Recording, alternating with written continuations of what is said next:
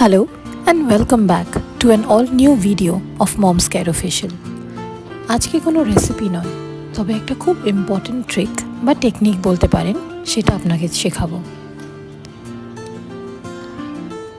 আজকে আমরা জানবো the benefits or the uses of basil flower, বা যেটা আমরা বাংলা ভাষায় বলি তুলসী পাতার মঞ্জরি।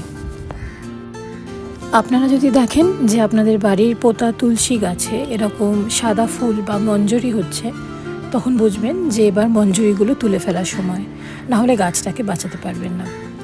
আমরাও দেখতে পাচ্ছেন মঞ্জরিগুলো এক এক করে কেটে নিচ্ছি, যাতে গাছটাকে কোনোভাবে হার্ট না করি।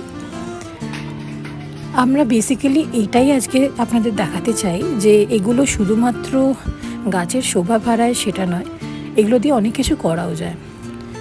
ভালো করে ধুয়ে একটু পাখার হাওয়ায় শুকিয়ে নেওয়ার পরে যদি হাতের মধ্যে মঞ্জরিগুলোকে নিয়ে রাব করে, তাহলে এরকম বেসিল সিডস বেরোবে।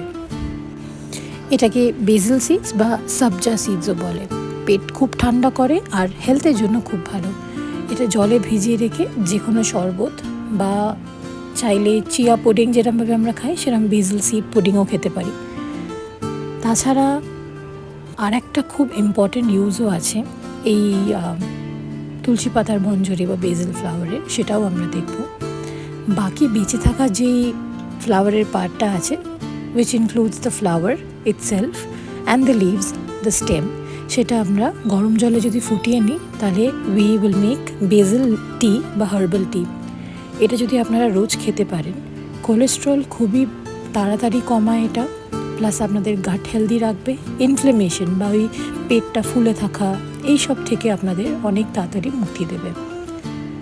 এটার সাথে একটু মধু দিয়ে, বা যদি মধু পছন্দ না করেন, যদি নর্মাল শুধু এটা খেতে চান, সেটাও আর্লি মর্নিং ঘুম থেকে উঠে ফার্স্ট এটা খেতে পারেন এক কাপ বা এক গ্লাস ঠান্ডা জল খাওয়ার পর।